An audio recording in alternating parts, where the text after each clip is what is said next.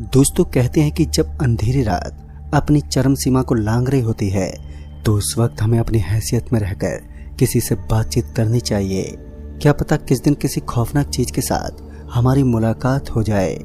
घनघोर अंधेरा, चारों तरफ छाया हुआ सन्नाटा और ऊपर से बगल में दिखने वाली वो झाड़ियां जिनके अंदर से रूह कपकपा देने वाली डरावनी आवाजें निकल रही थी। इन डरावनी आवाजों के बीच नरेंद्र की गाड़ी बड़ी तेज स्पीड के साथ माल की डिलीवरी करने के लिए किसी स्थानीय गांव की तरफ बढ़ रही थी। इस वक्त पिकअप की स्पीड काफी अच्छी खासी थी।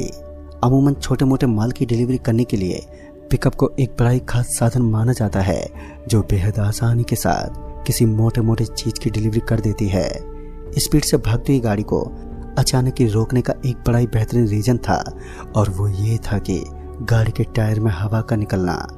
ऊपर से गाड़ी के अंदर माल को दबा दबा कर भरा गया था, जिस वजह से अब थोड़ी ही दूर आगे चलने के बाद गाड़ी का टायर फट सकता था। इस डर से नरेंद्र ने अपने साथी गाड़ी वाले को फोन किया, लेकिन सभी ड्राइवर अपनी अपनी गाड़ियों को लेकर उस गांव के समीप पहुंच चुके थे और नरेंद्र अभी भी आधे रास्ते पर पहुंचा था क्योंकि नरेंद्र घर से निकलने में थोड़ी देरी कर चुका था। इतने में नरेंद्र को एक आवाज आई। ये आवाज उसके खलासी की थी जो उसे आवाज देते हुए बोल रहा था, अरे उस्ताद जी जल्दी से गाड़ी में बैठ जाओ, मुझे ये जगह बहुत डरावनी लग रही है। नरेंद्र अपनी खलासी की अनसुनी बातों को सुनकर उससे बोल पड़ा, अरे यार मुझे इन चीज़ों से कोई फर्क नहीं पड़ता, इस समय तुम्हें इस चीज़ की चिंता होनी चाहिए कि हमारी गाड़ी का टायर फट सकता है। और दोस्तों कभी कभी हमें अपने उस सहकर्मी की बातों पर भी अवश्य ही विश्वास दिखाना चाहिए जो वो सीरियस ले रहा होता है। नरेंद्र उसकी बातों को सिर्फ नज़रअंदाज करता रहा और इसी बीच नरेंद्र को याद आया कि लौटते वक्त उसने गाड़ी के पीछे वाले हिस्से में एक पंप रखा था जिसके द्वारा वो टायर में हवा भर सकता था। लेकिन जब वो पीछे माल के ऊपर पहुंचा तो उसने एक लाल साड़ी को देखा, जिसे देखकर वो एक पल के लिए दंग रह गया क्योंकि लाल साड़ी का उसकी गाड़ी में होना सच में एक हैरानी भरी बात थी। खैर ऐसा भी तो हो सकता था कि लौटते समय उसकी गाड़ी ने किसी पेड़ के ऊपर से ऐसी चीज को अपने अंदर अटका लिया हो जो किसी महिला की साड़ी थी। उसने उस साड़ी को अपनी गाड़ी से नीचे फेंक दिया और उस पंप को ढूंढने लगा जिसकी उसे इस समय सख्त आवश्यकता थी। वो पंप तो नहीं मिल पाया, लेकिन थोड़ी देर के बाद नरेंद्र को एक कार आती हुई दिखी। ठंडी ठंडी हवाएं उस गर्मी के मौसम में एक राहत की सांस तो अवश्य प्रदान कर रही थी, लेकिन दूसरी तरफ टेंशन के मारे नरेंद्र का माथा खिसक ही चुका था। फिर नरेंद्र ने उस कार ड्राइवर को गाड़ी रोकने का इशारा किया, लेकिन पता नहीं उस ड्राइवर को ऐसा क्या सूझा कि उसने गाड़ी को इतनी स्पीड से उसके करीब से निकाली कि नरेंद्र की आंखों में छोटी मोटी कंकड़ियां उछलकर गिर पड़ी। नरेंद्र उस गाड़ी वाले को गाली गलौज करने लगा, लेकिन इससे क्या फायदा था क्योंकि वो तो निकल चुका था। लेकिन अब नरेंद्र का दिमाग और भी ज्यादा असमंजस में पड़ने लगा। उसके तत्पश्चात नरेंद्र ने अपने साथी ड्राइवर को फोन किया तो उनमें से एक ड्राइवर ने बताया कि वो डिलीवरी खत्म कर चुका है और उसके बाद उसी हाईवे पर पहुंच जाएगा जहां उनकी गाड़ी रुकी हुई है।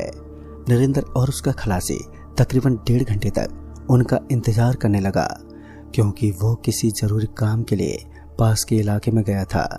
नरेंद्र और उसका खलासी अभी गाड़ी में बैठ गए और उस दूसरे ड्राइवर के आने का इंतजार करने लगे जो कुछ देर के बाद ही उसी जगह पर पहुंचने वाला था जहां इस वक्त नरेंद्र फंसा हुआ था। तकरीबन आधा घंटा बीत चुका था। सन्नाटा अभी भी पहले की तरह जोरदार पसरा हुआ था। अंधेरी छांव के बीच चांद की हल्की हल्की रोशनी सड़क पर रोशनी फैला रही थी और उस रोशनी के बीच नरेंद्र चारों तरफ के माहौल को अच्छे से इमेजिन कर सकता था, मगर जीवन का चित्र कब बदल जाए किसी को पता ही नहीं चलता। कुछ देर के बाद ही नरेंद्र को एक काली और घनी विशाल सी परछाई वहां पर नजर आने लगी। देखने में वो बड़ी ही अजीब लग रही थी। ऐसा लग रहा था मानो वो किसी जंगली जानवर का शरीर हो। नरेंद्र अपनी दोनों आंखों से उस परछाई को घूरता रहा, लेकिन इस बात से पूरी तरीके से अनजान था कि असल में इस चीज का अस्तित्व क्या है और ये क्या कर रही है। और इतने में ही नरेंद्र को अपने कंधे के ऊपर कुछ गीला गीला महसूस होने लगा। नरेंद्र ने जब अपने ऊपर की ओर देखा तो उसके रोंगटे खड़े हो गए। उसने पाया कि ऊपर से खून की बड़ी बड़ी बूंदें उसके कंधे से टकरा रही थी। उस समय नरेंद्र का दिमाग हिल गया क्योंकि गाड़ी के अंदर कोई छेद भी नहीं था जिसके अंदर से खून टपक सके। नरेंद्र ने गाड़ी का दरवाजा खोला और वो गाड़ी से नीचे उतर गया, लेकिन जब वो अपनी गाड़ी से नीचे उतरा तो उसने देखा कि गाड़ी के ऊपर ऐसा कुछ भी नहीं था जिसकी वजह से गाड़ी के अंदर तक खून टपक सके। गाड़ी के ऊपर का दृश्य एकदम साफ था। अभी भी ठंडी ठंडी हवाओं की वजह से पेड़ों के अंदर से सरसराती हवाएं उसके कानों तक पहुंच रही थी। उन ठंडी ठंडी हवाओं के बीच नरेंद्र के रोंगटे खड़े हो चुके थे। उसे ऐसा एहसास हो रहा था कि उसके चारों तरफ किसी ऐसे शख्स की मौजूदगी है जो इस दुनिया का इंसान नहीं है। इतने में नरेंद्र का खलासी उसे आवाज देते हुए बोला, अरे उस्ताद जी, सामने की तरफ तो देखिए, वो क्या चीज है। जब नरेंद्र ने अपने सामने की तरफ देखा तो नरेंद्र अपनी जिंदगी में नरक का एक ऐसा दृश्य देख रहा था जो कमजोर दिल वाले इंसान की तो मौत हो सकती थी। नरेंद्र देखता है कि फटी हुई सड़क के अंदर से एक औरत बाहर निकल रही थी और उसके हाथ पैरों के अंदर से खून बह रहा था। साथ ही उसका पूरा शरीर दिखने में बड़ा ही अजीब लग रहा था। नरेंद्र को विश्वास था कि इस औरत में कुछ तो गड़बड़ है। भला एक औरत रात के 12 बजे के आसपास इस जगह पर क्या कर रही होगी, और साथ ही उस औरत के चलने का अंदाज भी थोड़ा अजीब था। एक डरावनी सी हंसी अचानक ही नरेंद्र के कानों में गूंजने लगी। नरेंद्र को ऐसा लग रहा था मानो कोई उसके कान के पास आकर जोर जोर से हंस रहा है, और वो हंसी रियल में बहुत डरावनी थी। भय के मारे नरेंद्र ने अपनी गाड़ी के दरवाजे और कांचों को पूरी तरीके से लॉक कर दिया। इस कारण हवा भी उसकी गाड़ी के अंदर प्रवेश ना कर सकी। अब वो एक चैन की सांस लेने लगा, लेकिन किस्मत बहुत ही गंदी चीज होती है, पता नहीं कब पलट जाए। गाड़ी जोर जोर से हिलने लगी और गाड़ी को इस तरह हिलता देख नरेंद्र से रहा नहीं गया और उसने तुरंत ही गाड़ी का दरवाजा खोला और वो नीचे कूद गया, क्योंकि नरेंद्र को इस चीज का डर सता रहा था कि कहीं उसकी लाश इसी गाड़ी के अंदर न दफनाई जाए। लेकिन उसके बाद नरेंद्र का खलासी उसका हाथ पकड़ते हुए बोला, देखिए उस्ताद जी, अभी मुझे अपनी पूरी जिंदगी जीना है, मुझे आज इन चीजों के चंगुल से बचा लीजिए। नरेंद्र खुद इन चीजों के जाल में बुरी तरह से जकड़ा हुआ था। उन दोनों की दशा अब धीरे धीरे खराब होने लगी। नरेंद्र का खलासी, जिसका नाम राजू था, तो उसे एक हल्की और धीमी सी आवाज सुनाई देने लगी।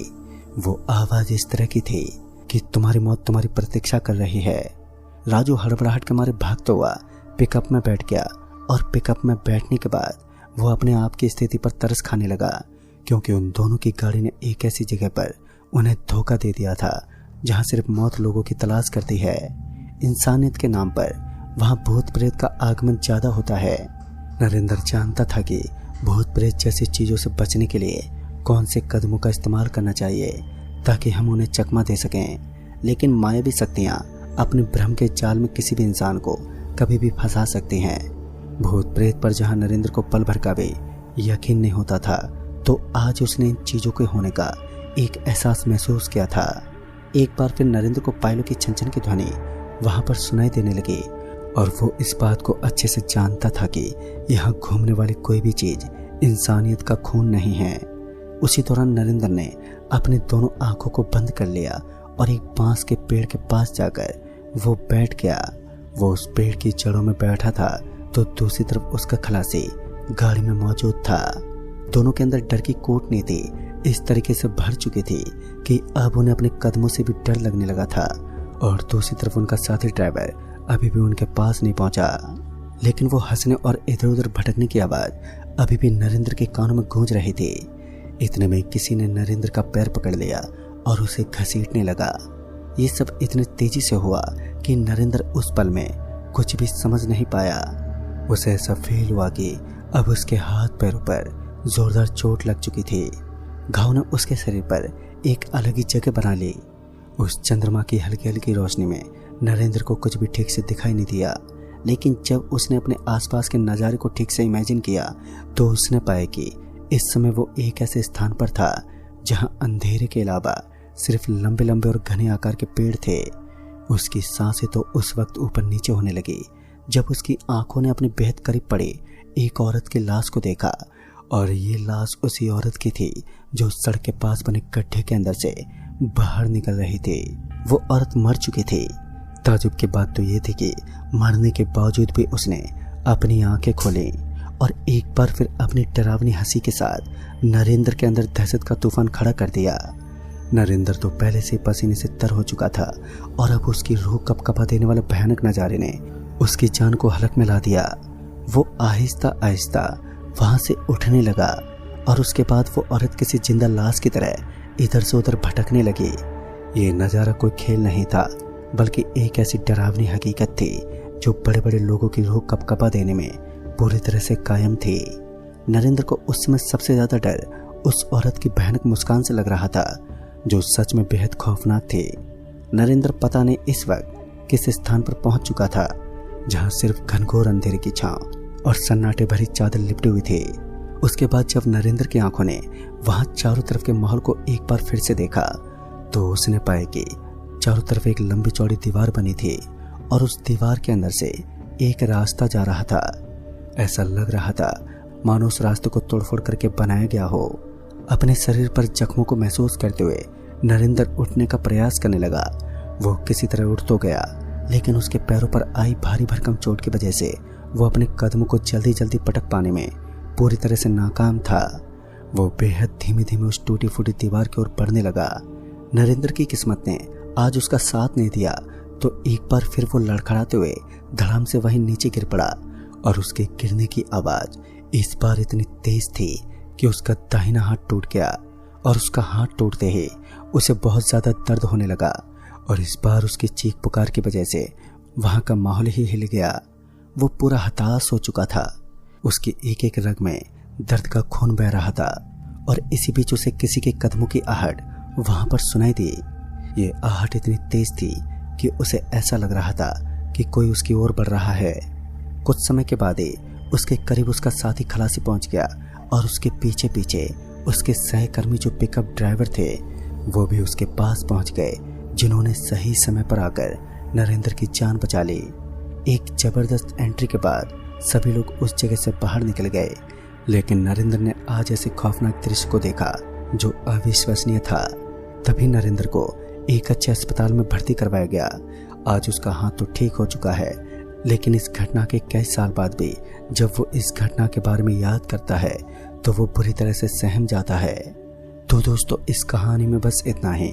तब तक के लिए बाय एंड टेक केयर।